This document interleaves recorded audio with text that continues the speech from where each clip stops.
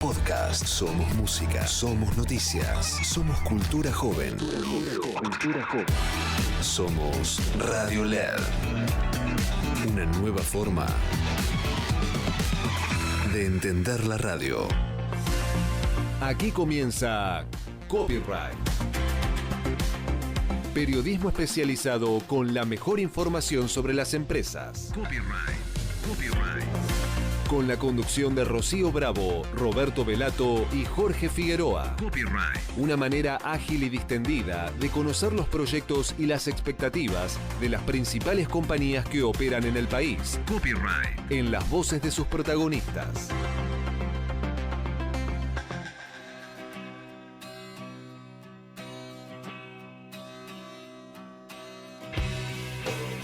¿Cómo les va? Muy buenos días, bienvenidos a una nueva emisión de Copyright, el programa en donde vas a encontrar durante la próxima hora toda la información del mundo de los negocios y de las empresas. Mi nombre es Jorge Figueroa y junto con Rocío Bravo y Roberto Velato te vamos a estar acompañando hasta las 11 con todas estas novedades. Así que como tenemos mucha información, saludo ya mismo a mis compañeros y que nos cuenten un poquito de qué vamos a hablar hoy. Rocío Bravo, buenos días, ¿cómo va? Buenos días, ¿cómo andan? Bien, todo muy bien, por suerte. ¿Qué tenemos para hoy? Hoy vamos a hablar del mundo emprendedor. Ajá. Bueno, el mundo emprendedor mucha gente, hay números que dan cuenta de que un porcentaje muy alto de la población tiene interés en emprender en algún momento de su vida, pero se encuentran con barreras, ¿no? Sí. Mucho tiene que ver con este miedo al fracaso, mucho tiene que ver con la falta de conocimiento para poder hacerlo. Así que bueno, vamos a estar hablando con alguien sobre eso, alguien que viene en ese tema, así que vamos a estar explorando el mundo emprendedor. Fantástico. Roberto Velato, muy buenos días, ¿cómo va? Muy buenos días, ¿cómo andan? Bien, bien. ¿Y qué tenemos para hoy? Vamos a meternos en el mundo de las estaciones de servicio, en el negocio de las estaciones de servicio. A ver, no desde el punto de vista de la producción de petróleo, que hay vaca muerta, no. Sino que giramos, nos enfocamos en los surtidores, en ese negocio en particular, en qué incorporación o modernización están teniendo las estaciones de servicio, que no es lo mismo una urbana, una adentro de un pueblo, sí, localidad, o en la ruta, qué es lo que están ofreciendo, cómo están las ventas. Sí, bueno. ¿Por dónde pasan algunas preocupaciones y sobre todo qué expectativas tienen para este año o para el que viene? Fantástico, también vamos a tener como siempre las columnas de Leila Ganem sobre el tema de desarrollo inmobiliario y Gonzalo Chicote que nos va a traer todas las novedades del mundo impositivo, tributario. Pero como siempre vamos a arrancar con un pequeño panorama de lo que fueron las principales noticias de esta semana. Indudablemente vamos a empezar hablando de la muerte de Tati Almeida a los 95 años, la presidenta de Madres de Plaza de Mayo, línea fundadora, una luchadora incansable por los derechos humanos. Y bueno, en una semana en donde empezó el Mundial, donde Messi convirtió 3 goles para el triunfo de Argentina sobre Argelia en el inicio del Mundial de Estados Unidos, Canadá y México. Arrancamos con una noticia del día de hoy que tiene que ver con las demoras y cancelaciones en el Tren Roca por fallas técnicas. El servicio fue suspendido en los 5 ramales. Vamos a ver si esto se soluciona en las próximas horas para que la gente pueda viajar. Mientras tanto, en el Senado de la Nación hoy se iba a realizar una audiencia, o se iba a tratar la moción de censura contra el jefe de gabinete Manuel Adorni, pero se postergó para el 25 de junio, previo a la presentación que Adorni debería hacer el 2 de julio en la Cámara Alta para brindar su informe de gestión. El PRO ya adelantó, o por lo menos el jefe del bloque de ese partido, Martín Werling Lara, que el PRO va a acompañar la moción de censura contra Adorni, y antes de la participación de Adorni en el Congreso o el tratamiento de la moción de censura, también está prevista una sesión en diputados para el 23, en donde también se va a avanzar en los cuestionamientos al jefe de gabinete, que sigue siendo sostenido desde el gobierno, pero empezó a mencionarse en las últimas horas la posibilidad de que el canciller Kirchner pueda ser el reemplazante de Adorni, en caso de ser destituido o que renuncie. De todos modos, Adorni dijo que va a ir el 2 de julio al Senado a presentar su informe. Y mientras tanto, en el tema Adorni, el fiscal Policita pidió informes a la Comisión Nacional de Valores para verificar lo que Adorni dijo sobre sus inversiones en criptomonedas. Además, se descubrió en las últimas horas que el jefe de gabinete gastó más de 8 millones de pesos en la compra de sábanas de lujo. Así que no solamente la cascada, sino que también sábanas de lujo para su vivienda en Indiocuá. El fiscal Marijuán, mientras tanto, también pidió la indagatoria del hermano de Adorni por falsedades aparentemente en su declaración jurada. Y otra indagatoria que se pidió fue la de José Luis Esper por el tema de lavado de dinero, por la compra de autos de alta gama. Esto lo pidió el fiscal Fernando Domínguez. Mientras tanto, algunos datos para ir cerrando de que se conocieron esta semana. Bueno, la inflación 2,1%, 14,7% acumulada en los 4 primeros meses y más de 33% lo que va del último año. La inflación mayorista, el índice de precios mayorista, subió en mayo 2,5%, acumula 14,4%. Se conoció el valor de la canasta básica total y alimentaria. Para no ser indigente, una familia necesitó más de 681.000 pesos y para no ser pobre, casi 1,5 millones de pesos de ingresos. Capacidad instalada de la industria en abril, 59,9%, mejoró respecto a abril del año pasado, que había sido 58,6%, pero en algunos sectores como la actividad metalúrgica, según el dato de ADIMRA de mayo, viene siendo muy baja. Cayó la actividad en mayo, 5,1%, acumula una caída del 6%, y esto tal vez sea lo más preocupante. La utilización de la capacidad instalada en el sector metalúrgico no llega al 40%, 39,8%. Bueno, superávit primario, 1,9 billón de pesos, y financiero poco menos de 500.000 millones de pesos, según informó el Ministerio de Economía. Y el presidente Milei, que se prepara para viajar a España a participar de un encuentro de Vox y también después a la cumbre del Mercosur en Asunción de Paraguay, para luego ir a Estados Unidos el 4 de julio a celebrar la independencia de ese país.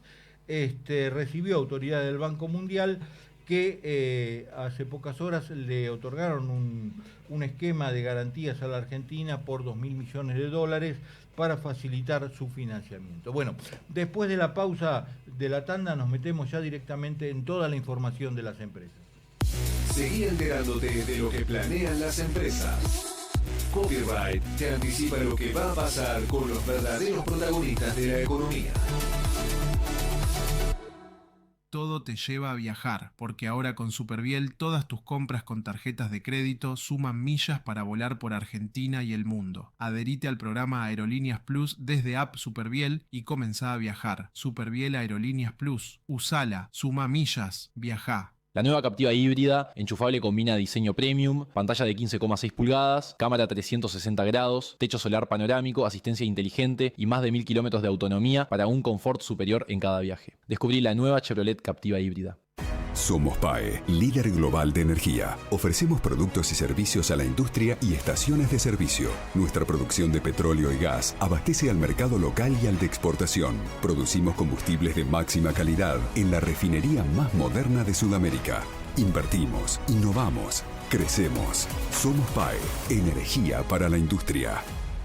Shell Argentina. Impulsamos la energía del país, de Vaca Muerta al mundo. ¿Sabías que PCR es una compañía argentina con más de 100 años de trayectoria en petróleo, cemento y energías renovables? PCR es la empresa privada más antigua de la industria petrolera argentina, con operaciones en Mendoza, La Pampa y Ecuador. PCR es la número 1 en ventas de cemento en la Patagonia, con plantas en Comodoro Rivadavia y Pico Truncado. Y además, PCR es líder en energías renovables, operando 4 complejos de parques eólicos con una potencia instalada de 545 megavatios en Santa Cruz, Buenos Aires y San Luis. Conoce más en pcr.energy. PCR, energía para construir el futuro. ¿Viste que cada aeropuerto tiene su código? ¿Cuál sería el de ella? Ella es más, porque siempre suma estacionamiento, FastPass y mucho más en la tienda online de Aeropuertos Argentina. Ah, la tiene clarísima. Hacemos de cada aeropuerto tu aeropuerto. Aeropuertos Argentina. Las novedades de las empresas de primera mano y antes de que aparezcan en los diarios y en los portales. Copyright. Periodismo de anticipación hecho por especialistas.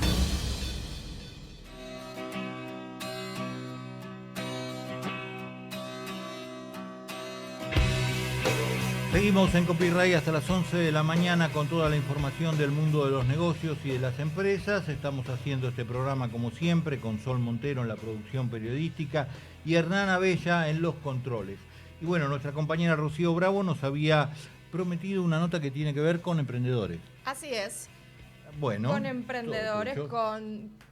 De alguna manera, ¿qué es a lo que se enfrentan las personas que quieren sumergirse en esto que significa emprender, ¿no? Y para hablar un poquito de eso, de esas barreras y oportunidades que surgen, estamos en línea con Jean Del Pino. Él es emprendedor y cofundador de Commit, entre otras cosas. Ahora vamos a estar hablando un poquito de eso. Hola, ¿cómo estás? Muchas gracias por estar hoy con nosotros.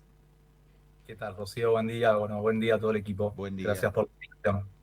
Bueno, Jean, recién hablábamos de esto que tiene que ver con ese interés de muchas personas. Hay números bastante interesantes en la región. Entiendo que a nivel también, Argentina se caracteriza por tener como un espíritu emprendedor ya por naturaleza, ¿no?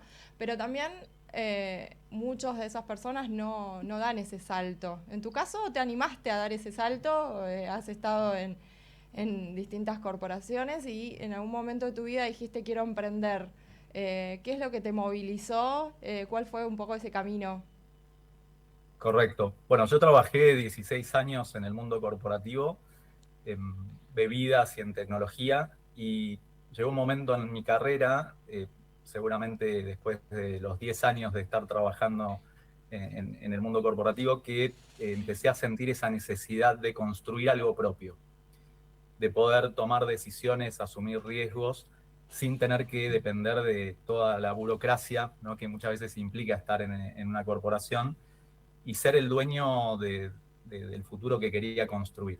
Esa fue la principal motivación y fue lo que me llevó después a tomar la decisión de dar el salto, ¿no?, de emprender y construir ese desarrollo a través de diversos emprendimientos. Y ahí cuando tomás esa decisión y cuando empezás a emprender, y imagino dejás todo lo que tiene que ver con la pata corporativa, ¿cuáles fueron las primeras sensaciones que hoy te llevan a crear, y vamos a hablar también de eso, Commit, ¿no? ¿Qué despertó o cuál fue el motivo por el que después necesitas o ves una necesidad ahí a nivel mercado de que surja Commit? Perfecto. Hoy en el mercado hay dos grandes mundos de formación para emprender. Por un lado están las escuelas de negocios tradicionales, donde quienes te forman son excelentes académicos, pero que en la mayoría de los casos no han emprendido nunca. Y después, por otro lado, está el mundo de las aceleradoras y de las incubadoras, que tienen un entendimiento muy profundo de la realidad emprendedora, pero que para poder participar uno ya tiene que tener un emprendimiento. ¿Sí? En el medio es donde vemos que Commit tiene mucho valor para agregar, por un lado, para aquellas personas que hoy están trabajando en relación de dependencia y quieren dar el salto y que necesitan desarrollar habilidades e incorporar herramientas que les permitan transitar esa transición y construir su propio emprendimiento sin los altos costos que muchas veces implica hacerlo, ¿no?, en términos de los costos de aprendizaje, ¿sí?, el tiempo de la curva de aprendizaje. Y también está pensado Commit para aquellas personas que ya están emprendiendo y quieren profesionalizar su gestión emprendedora y que quieren dar el salto para escalar con su empresa y sienten que les falta terminar de fortalecer su perfil. Para esos dos grandes públicos es que nace Commit. ¿Y en la práctica cómo funciona el acompañamiento? ¿Vos te diferenciás de esto que decías, estas escuelas de negocio o las incubadoras por otro lado? Pero ¿qué es lo que ofrecen en la práctica que hace o que le da valor a la propuesta de Commit? Bien. Diseñamos un programa de formación que está estructurado en 18 semanas, donde los participantes tienen 2 sesiones semanales sincrónicas y son formados por emprendedores reales, por personas que ya atravesaron el camino que esas personas quieren emprender, y con lo cual todos los conceptos que transmiten son desde las vivencias propias y de la experiencia real que han acumulado en su trayectoria emprendedora. Eso cambia enormemente la incorporación de esos conocimientos y esos aprendizajes, porque no es teoría, sino que es realidad misma, ¿sí? El enfoque de Commit está 100% enfocado en llevar a la práctica en el camino de cada persona en función del estadio en el que se encuentre. Puede ser que una persona que se suma al programa de Commit todavía ni siquiera tenga una idea y en el recorrido del programa logre identificar cuál es el problema que lo moviliza a resolver y en función de eso cuál es ese proyecto que lo puede materializar con todo lo que implica el diseño de la propuesta de valor y salir a validarla al mercado. En el caso de que el participante sea una persona que ya tiene un emprendimiento, probablemente la definición del problema ya sea algo que tenga definido, pero se fortalezca en cuanto a de qué manera puede evolucionar su modelo de negocio o su modelo operativo, o cómo puede fortalecer la propuesta de valor y sobre todo el go-to-market, ¿no? O sea, cómo llevar esa propuesta de manera exitosa al mercado, o incluso cómo salir a buscar financiación o fondeo de inversores profesionales. ¿Quiénes son las personas que hoy forman parte de Commit en términos de capacitación, acompañamiento? ¿Cuáles son los perfiles? ¿Cuál es la actualidad de Commit? Commit lo creamos en conjunto con Rodrigo Córdoba. Rodrigo es emprendedor de toda la vida y fundó múltiples empresas. El equipo está compuesto por emprendedores de larga trayectoria en diversos verticales, en el mundo de tecnología, en el mundo financiero, en el mundo de inversiones, en el mundo de alimentos y bebidas. Y dentro del equipo académico tenemos perfiles como los fundadores de Frisata, Claudio De Stefano, uno de los fundadores de Tienda Nube, uno de los fundadores de Turismo City. Los verticales son muy diversos porque lo que buscamos es que los participantes puedan venir de esa diversidad de industrias y que también a la hora de aprender a emprender se puedan nutrir de la experiencia de esos diversos verticales y recorridos emprendedores. ¿No apuntan en Commit a emprendimientos o a emprendedores tecnológicos solamente? O sea, es... Exacto. Okay. No, es multivertical.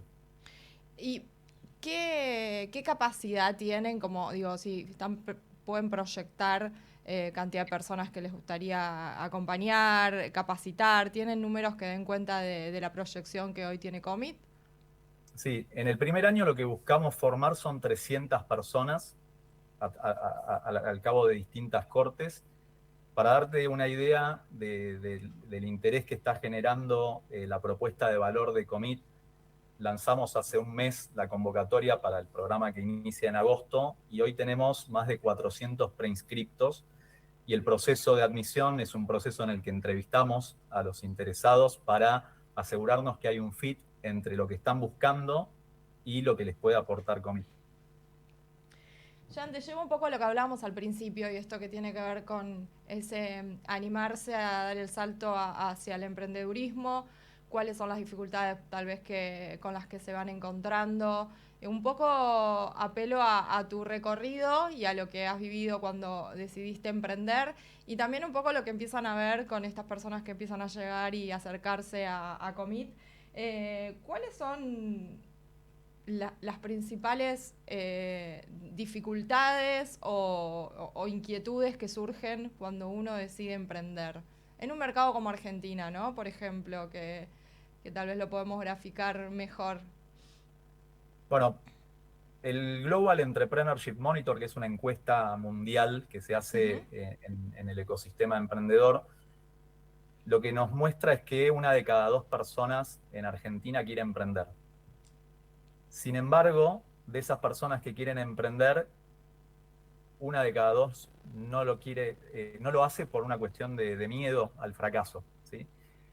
Una de las grandes barreras que como emprendedores tenemos que sortear es poder convivir con esa incertidumbre permanente, ¿sí? Con ese riesgo inminente que obviamente en economías como la mayoría de las de Latinoamérica, donde hay vaivenes económicos y políticos y donde también las reglas van variando en el tiempo, emprender implica asumir riesgos. Uno de los grandes obstáculos que hay que sortear es saber convivir con esa incertidumbre y a pesar de eso tomar decisiones para poder avanzar en el negocio. Por otro lado, hay una percepción generalizada que el mayor obstáculo a la hora de emprender es acceder a capital, ¿no? Acceder a fondeo para poder llevar adelante el emprendimiento. Y lo que estamos viendo es que en realidad el mayor obstáculo es el contacto con la realidad. Pasa mucho que en equipos emprendedores se hacen desarrollos de negocios, de productos, de soluciones, y se lanzan al mercado casi sin una validación con ese mercado objetivo, con lo cual lo que termina ocurriendo es que el mercado no te da feedback. O sea, uno puede ir muchas veces a juntarse con potenciales clientes de esa solución y nos tenemos que acostumbrar a que no haya respuesta del otro lado y tomar eso como una señal.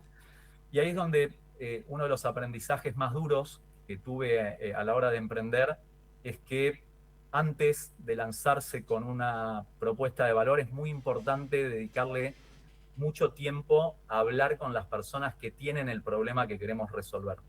Porque ahí es donde surge y se nutre la propuesta de valor que realmente tiene potencia.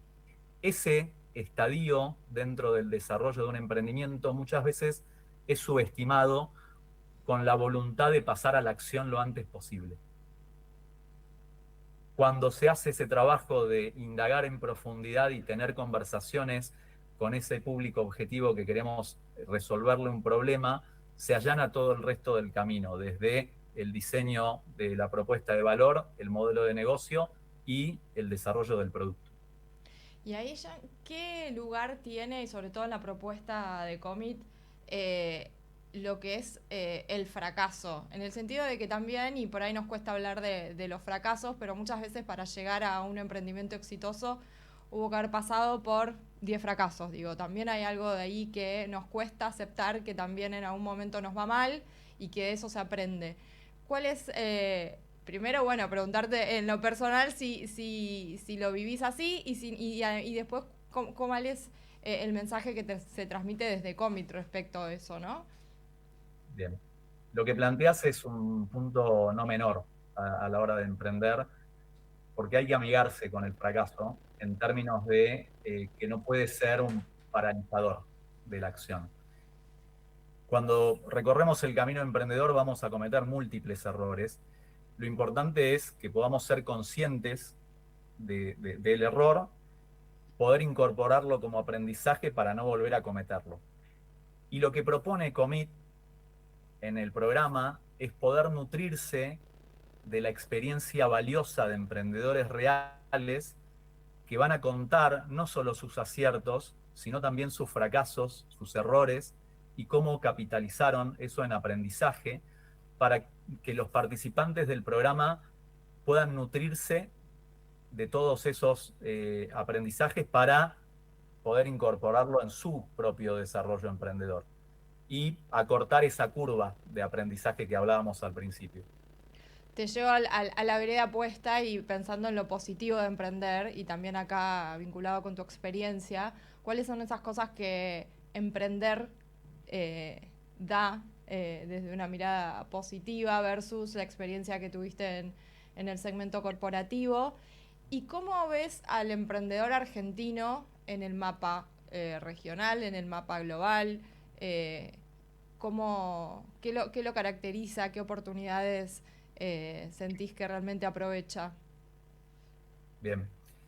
Uno de los grandes beneficios de emprender y la experiencia personal me llevó a descubrir tiene que ver con esa satisfacción de sentirse dueño del destino, ¿no? O sea, muchas veces en el mundo corporativo nos pasa que, a pesar de que podemos llevar una propuesta, que podemos llevar un plan de acción, siempre hay un proceso burocrático de definición y de validación que toma tiempo, que a veces no termina llegando al puerto que uno pretende.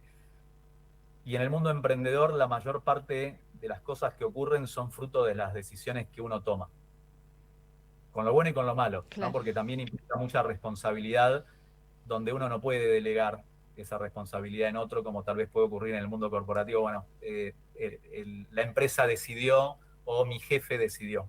En este caso, uno es dueño de lo que decide y eso, en mi experiencia personal, genera mucha satisfacción, sobre todo en cuanto a alinear el qué hace la empresa con el propósito de uno, con los valores de uno, y poder ver reflejado eso en lo que llega tanto al mercado como al equipo interno de la empresa, ¿no?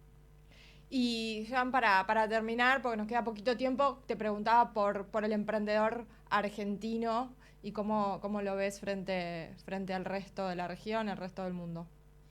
Bien. El emprendedor argentino tiene menos de la mitad del miedo a emprender que el resto del mundo. Probablemente eso tenga que ver con la resiliencia que en general en Argentina desarrollamos ante las crisis, ante la incertidumbre, a seguir empujando a pesar de. Y eso para emprender es un activo enorme, porque muchas cosas que en la vida corporativa están resueltas, en el mundo emprendedor uno las tiene que resolver de cero, ¿no? Y no se puede apoyar en grandes estructuras para poder resolverlo, sino que lo tiene que hacer con lo que tiene.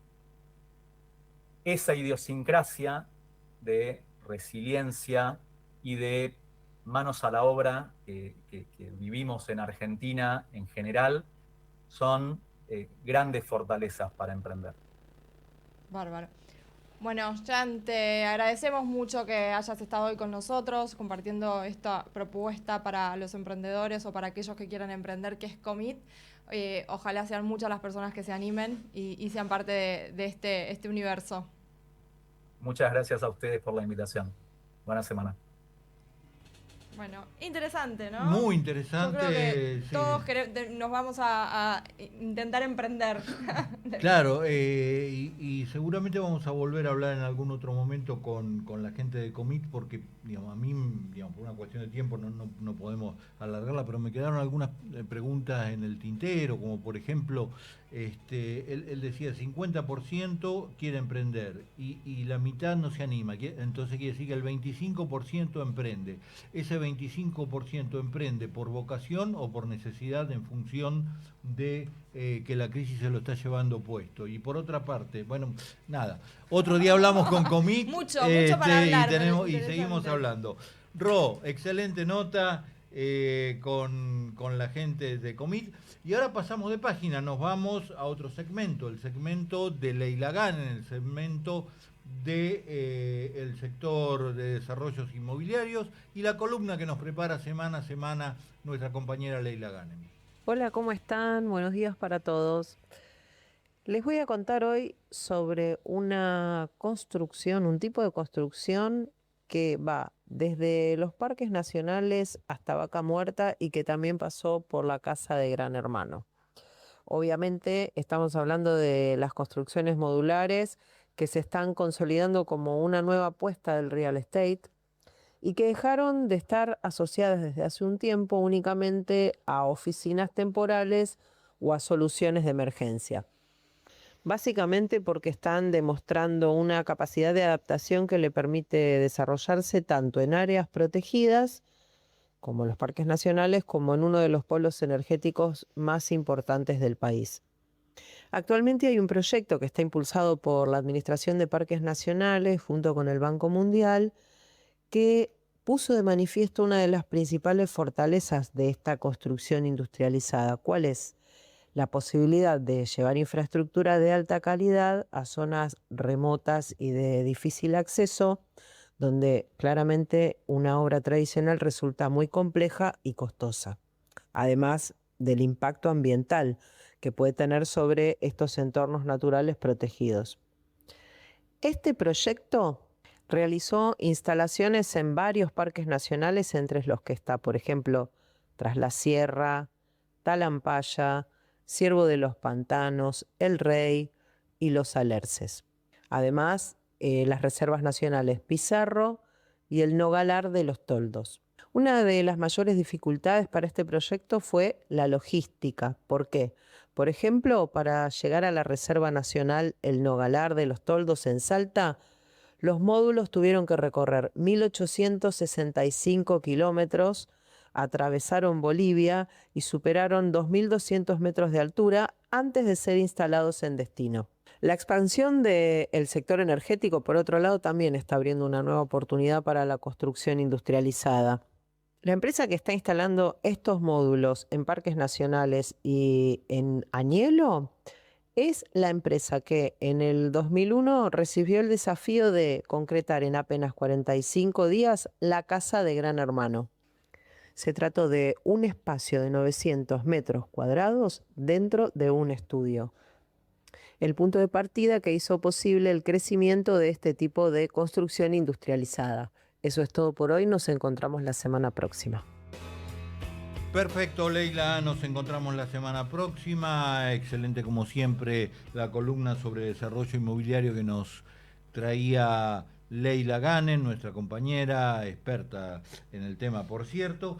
Y del sector inmobiliario vamos a pasar al sector de la energía, del combustible, en este caso, según nos había adelantado Roberto Velato, que ya mismo presenta la nota que tenemos preparada para hoy. Exactamente, a ver, nos vamos al segmento dentro del gran sector energético que es el tema de este espacio. Nos metemos en el segmento de las estaciones de servicio, el negocio de las estaciones de servicio que siempre aparecen, con el precio de los combustibles. Es un termómetro importante en cómo va el nivel de actividad económica, estar dentro, del rubro del consumo masivo. Ahí hay un dato, pero también nos queremos meter en el trasfondo de qué es lo que están haciendo las estaciones de servicio, que, como decíamos antes, hay distintas. Una cosa es una estación de servicio acá a 10 cuadras en el medio de una ciudad, y otra es por ahí una referencia en una ruta,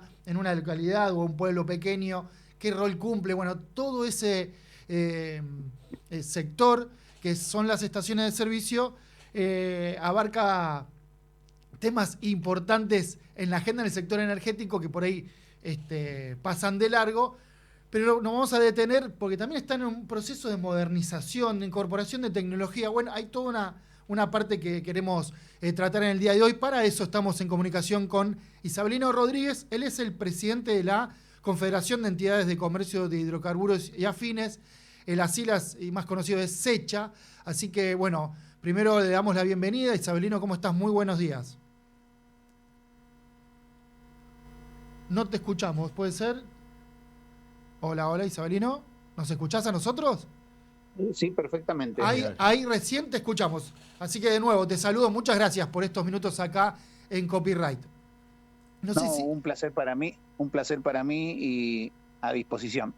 Bueno, a ver, hacíamos una introducción de cómo presentar al sector de las estaciones de servicio, que en sí es un segmento dentro del energético importante porque vincula al consumo masivo, termómetro en la economía, pero también en sí mismo a su interior está atravesando momentos de transformación, incorporación de tecnología.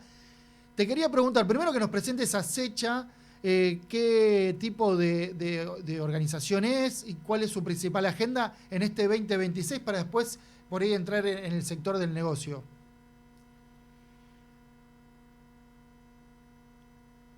No sé si hay un delay o lo perdemos. Isabelino, ¿estás por ahí? No.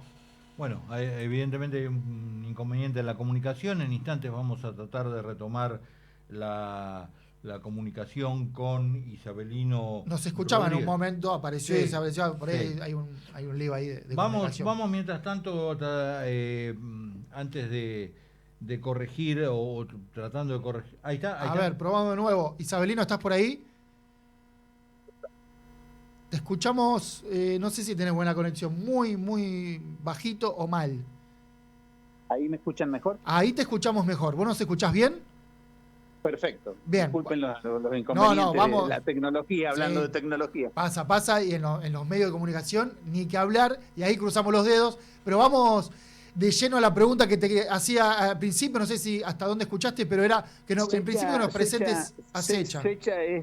Secha es la confederación que une a lo largo y a lo ancho del país a todas las cámaras y federaciones de expendio de combustible. Aglutinamos 6.000 estaciones de servicio, 75.000 puestos de trabajo y somos de alguna manera la voz empresarial o de dueños de estaciones de servicio en el sector. Y este 2026, donde, bueno, todos los años, la verdad que el precio de los combustibles, la actividad ahí en la venta, en el expendio de los surtidores y demás, es un tema que se sigue, pero sobre todo vinculado a la agenda, a la agenda económica. Pero desde ustedes, y visto que tienen el foco en el negocio, ¿cuál es la agenda en este 2026? Bueno, el primer tema que tienen las estaciones de servicio es la baja o la pérdida de rentabilidad.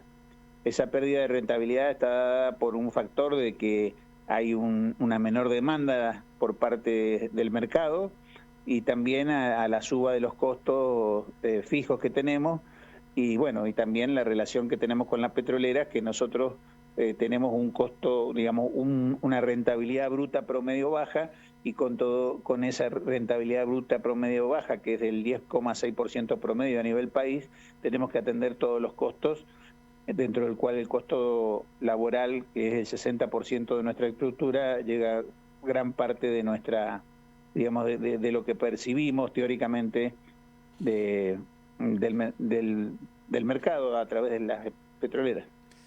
A ver, Isabelino, para entender mejor, por ahí, cuando te referís a rentabilidad, ¿estás hablando de por ahí una foto de ahora? ¿En comparación con qué? ¿Cómo sería el desarrollo de cómo viene siendo hasta este junio de 2026? Vos me estabas preguntando de las estaciones de servicio para adentro, es decir, el lado interno del estacionero. El estacionero tiene una rentabilidad, es decir, de lo que vende a la petrolera le queda una rentabilidad bruta promedio del 10% de lo que vende. Con ese 10% tiene que atender todos sus costos fijos y tiene que, digamos, esos costos fijos han sido mayores, a lo que se suma la menor venta porque hay una menor venta por parte de los consumidores. Esos dos elementos conjugados hacen que estemos en una situación más compleja en este año. Ahí hubo un aumento de los costos fijos. Sé que están siguiendo el tema, por ejemplo, de las tasas viales. Están siguiendo el tema de cómo le va impactando por ahí esta agenda a las estaciones de servicio. ¿Qué otros costos fijos tienen? Las tasas viales, ya que sacás el tema, son una verdadera exacción ilegal que sobre todo los partidos del conurbano bonaerense han puesto y del cual son presos los consumidores, y verdaderamente eso genera ingresos que nosotros consideramos ilegales en cabeza de los consumidores, de los cuales las estaciones de servicio terminamos siendo agentes de retención.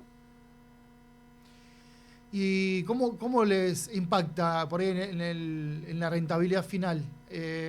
A ver, la tasa vial. El tema de la tasa vial nos impacta en la parte administrativa. Necesitamos poner más personal para atender un negocio que es totalmente exógeno al sistema y que es una carga que imponen las municipalidades, pero que debemos administrar nosotros. Te llevo un poquito, que lo mencionaste, cuando te pregunté por la agenda, mencionaste bastante el tema de la rentabilidad, de las ventas. Evidentemente, desde Secha están viendo algo ahí.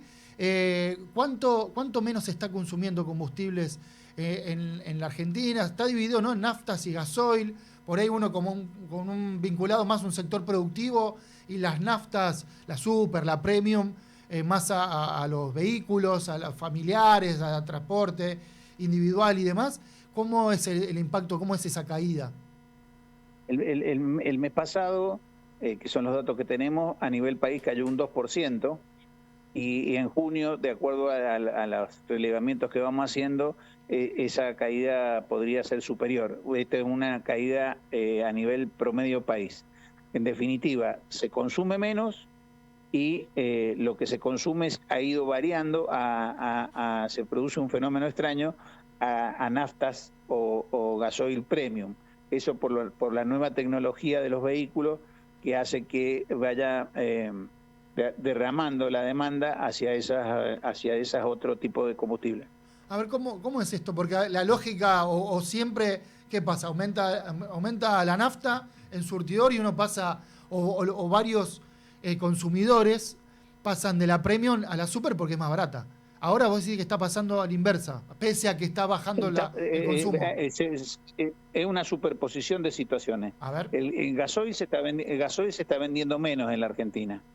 En general se está vendiendo menos combustible. Para tomártelo en valores absolutos, en el 2023 se vendía 1.630 millones de metros cúbicos, y actualmente en el 2026 se están vendiendo 1.330 millones de metros cúbicos. Es decir, que hay una retracción en un periodo más largo, sostenida de la venta de consumo, de la venta de combustible. Eso por una mayor tecnología y también por un menor poder adquisitivo de la gente.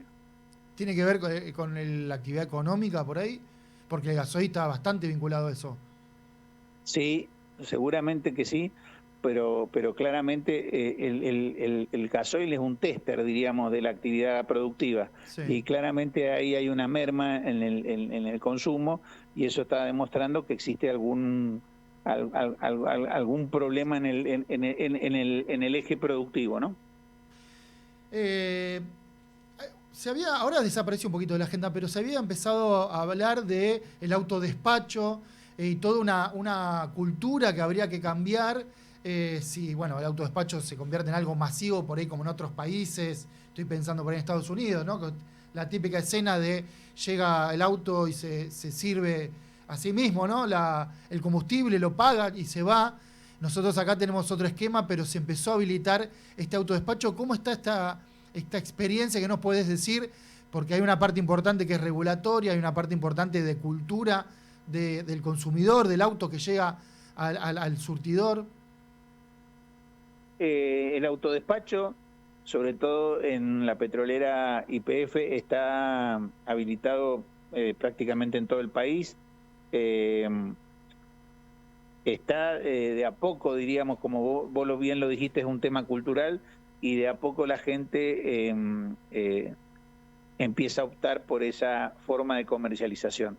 Vemos que en los rasgos etarios de 30, 40 años hay una preferencia por autocargarse más rápido de irse, pero ya en otros rangos etarios de 40 para arriba la gente prefiere ser el servicio completo, es decir, que un expendedor, que un playero le expenda el combustible. ¿Y va en aumento el autodespacho o YPF y por ahí no creció? Creo que desde el año pasado se empezó a habilitar, ¿no? Sí, diríamos, hay un 15%, entre un 10 y un 15% de la demanda que se canaliza a través del autodespacho, pero hay mucho por crecer en ese segmento, que todavía, como vos bien lo dijiste, es un tema cultural y bueno, va a requerir de tiempo, ¿no? Y de qué, además de tiempo, justamente te iba a preguntar de qué otra cosa depende por ahí para acelerar ese porcentaje que recién nos mencionabas. Por ahí puede venir por algún incentivo en el precio. Ahora las petroleras, a través de sus tarjetas, de sus billeteras virtuales, dan descuentos, pero no ha aprendido todavía lo que se espera.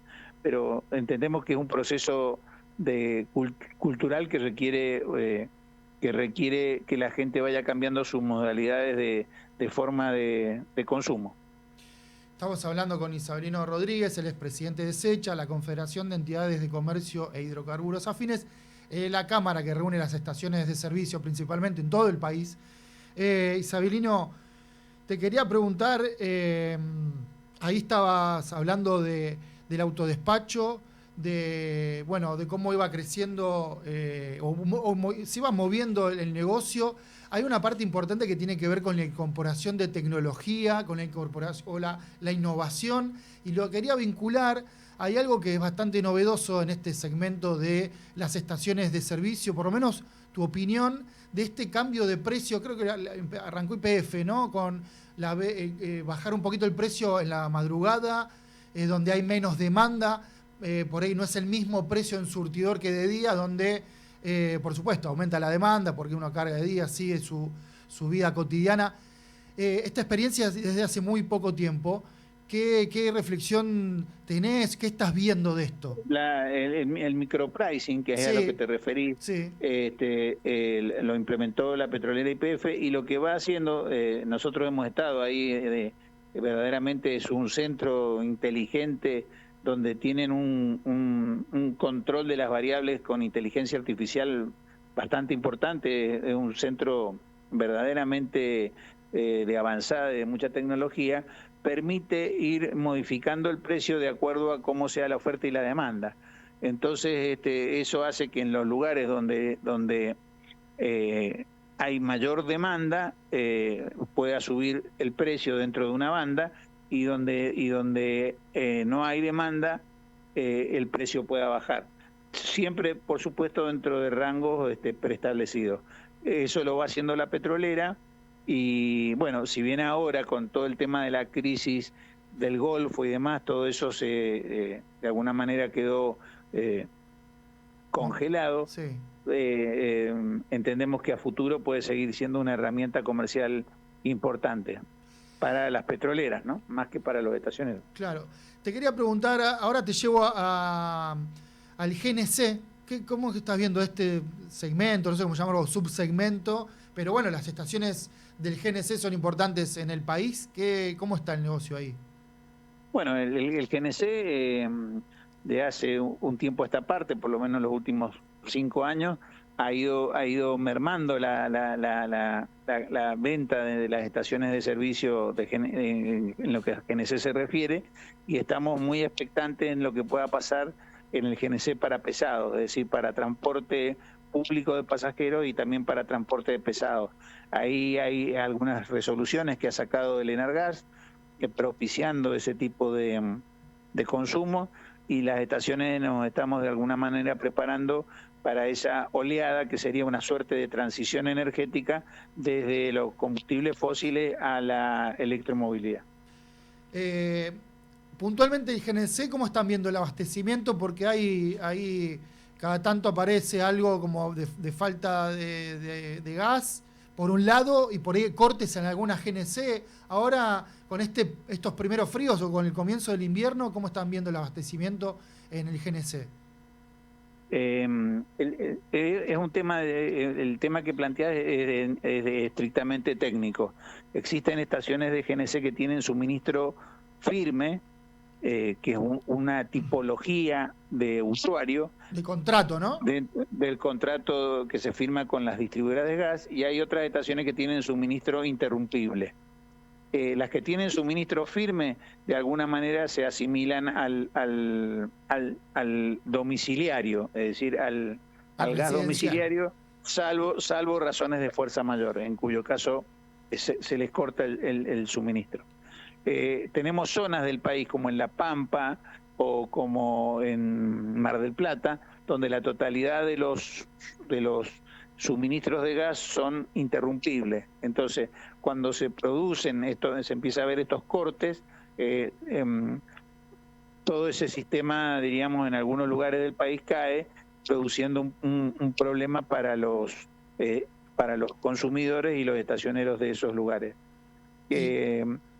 Eso sería en cuanto a las estaciones de servicio. Y después hay obras de infraestructura en lo que se refiere al transporte del gas, que todavía no están resueltos porque se hizo la reversión del gasoducto del norte, pero se produce ahí un cuello de botella en Salta que requiere obras complementarias de infraestructura en lo que se refiere a los gasoductos troncales en la Argentina, que todavía no está resuelto. La última, nos estamos quedando sin tiempo, Isabelino. ¿Están registrando algunos cortes en estaciones GNC? Ya ha habido en esta temporada algunos cortes en esas localidades y en algunos suministros interrumpibles en algunos otros parajes del país. Bueno, muchas gracias, Isabelino, presidente de SECHA, por estos minutos acá en Copyright. Te agradezco mucho, un saludo para vos y toda tu audiencia. Un abrazo grande. Bueno, pasaba Isabelino Rodríguez, presidente de SECHA, la entidad que agrupa a federaciones, asociaciones de estaciones de servicio de todo el país, agrupa 6.000 estaciones de servicio. Perfecto, nos daba un panorama de cómo está el tema de los combustibles en las estaciones de servicio.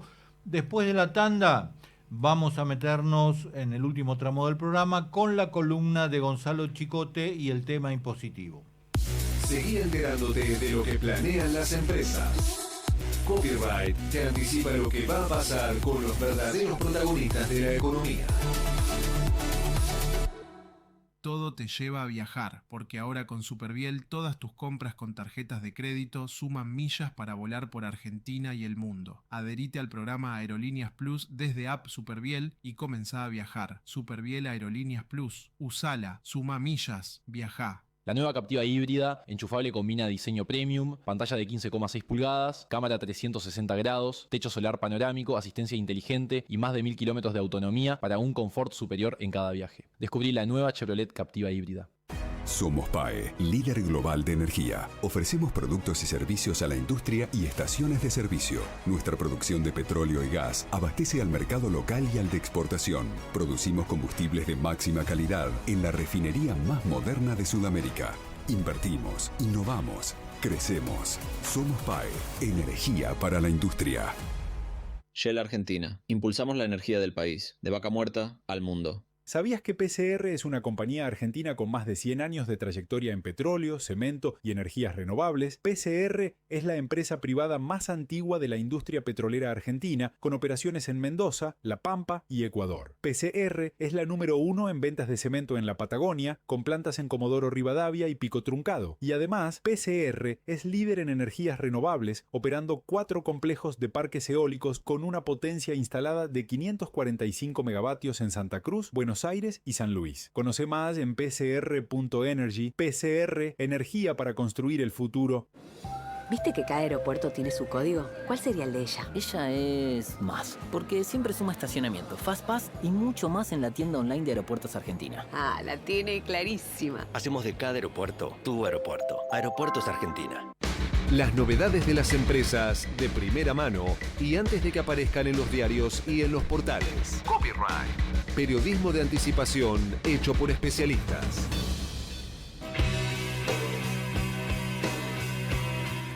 Seguimos en Copyright hasta las 11, último tramo de este programa que estamos haciendo con Sol Montero en la producción periodística y Hernán Abella en los controles. Y bueno, el último tramo se lo dedicamos a la columna de Gonzalo Chicote con las novedades impositivas. Hola, ¿qué tal? ¿Cómo les va? Buenos días. Bueno, después de haber visto a la selección argentina a ganar 3-0 contra Argelia, muchos dicen que estamos para campeón. Y algunos que miraron el informe del Instituto Argentino de Análisis Fiscal pueden decir que estamos para campeón de la creación de tributos. ¿Por qué? Porque el Vademecum tributario de 2026, elaborado por el IARAF, asegura que tenemos 150 tributos en 2026. Acá, antes de que la gente se agarre de la cabeza, quiero hacer algunas aclaraciones. En primer lugar, nadie paga todos estos impuestos juntos. El mismo informe lo aclara. Lo segundo es que a lo que hace referencia el informe son a bases imponibles. Y muchas veces distintos impuestos tienen más de una base imponible. Entonces, no es que existe literalmente 150 tributos, sino que hay distintas bases imponibles y esos son lo que consideran para llegar al número de 150. Para que tal vez lo terminen de entender con un ejemplo, si consideramos lo que es el Vademecum del 2025 respecto del de 2026, bajaron 5 impuestos, que serían los relacionados con autos, objetos suntuarios, seguros, telefonía celular y embarcaciones. Ahora, cuando miramos bien, todos esos hacen referencia a un solo impuesto, el impuesto interno, que se eliminó con la modificación que se realizó con la reforma laboral. Entonces, no es que existen 150 impuestos literalmente, sino que habla de base imponible. Ahora, ¿por qué entonces nos tenemos que basar en un informe que dice esto? Más allá del número, el informe hace un análisis bastante exhaustivo del sistema tributario y nos ayuda a poder detectar algunas características del sistema tributario, y por eso estos informes son tan útiles. Por ejemplo, nos ayuda a ver lo complejo que es el sistema tributario. Es decir, si uno se pone a analizar casi todo lo que está acá, cualquier manifestación que hay de riqueza, de ahorro o de gasto, está alcanzada por algún impuesto, tasa o contribución. Y lo otro, que también hay una diversidad de criterios a la hora de hacer esas imposiciones. ¿Por qué? Porque algunos consideran, por ejemplo, que el impuesto, que las herencias es necesario alcanzarlas, y otros ni siquiera lo tienen en cuenta. Pero también nos ayuda a hacer otros análisis que tienen que ver con cuánto representa cada uno de estos impuestos respecto de la recaudación total. Y hablamos de los 3 niveles de Estado. El informe también hace un análisis de eso y nos deja este dato que es bastante llamativo. El 86% de todo lo recaudado lo hacen solamente 6 impuestos, o sea, 6 tributos. Estamos hablando del IVA con un 25%, la seguridad social con un 19%, ganancias con un 18%, ingresos brutos con casi un 15%, el impuesto al cheque casi 6% y las tasas municipales casi un 3%. O sea, 6 tributos se llevan el 86% de todo lo recaudado. Eso claramente nos puede empezar a dar alguna idea de cómo podemos empezar a mejorar el sistema tributario. ¿Por qué es necesario que sea tan complejo y sumar tantas bases imponibles cuando podría simplificarse? La simplificación en general tiende a ayudar a mejorar la recaudación y a que la gente tienda a pagarlo y que sea más fácil de controlar. Entonces, este tipo de informe nos ayuda a detectar eso. Pero lo otro que también nos muestra es que, por ejemplo, el 40% de todos los ingresos está, digamos, está compuesto por el IVA y el ingreso bruto, que son 2 impuestos regresivos. Es decir, que los que más ingresos tienen son los que menos terminan pagando en proporción a los que menos ingresos tienen. Entonces, si nosotros, o si la Argentina quiere discutir un sistema tributario progresivo, lo primero que tiene que tal vez atacar es este tipo de cuestiones. Si uno lo que busca es tratar de que los que más tienen sean los que más impuestos paguen, entonces tienen que empezar a atacar y a ver cómo estos impuestos pueden ser modificados para que esto suceda. Así que bueno, claramente nos debemos un debate profundo, plural, porque tiene que incluir tanto a la nación como al Estado, a las provincias y a los municipios, pero que también requiere de una madurez suficiente como para ver el sistema tributario que verdaderamente queremos. Espero que en algún momento se logre, al igual que ojalá se logre el 4º campeonato mundial para la selección argentina de fútbol. Nos vemos la semana que viene. Hasta la semana que viene, Gonzalo, y bueno, también extendemos el saludo a todos nuestros oyentes. Nos reencontramos la semana que viene aquí a las 10 en Radio LED para compartir una hora con toda la información del mundo de los negocios y de la actividad de las empresas en Copyright. Que tengan muy buena semana. Esto fue Copyright, otra producción de Séptimo Cielo. Te esperamos el próximo jueves a las 10 para conocer la mejor información sobre las empresas. Somos Radio en Vivo. Somos podcast.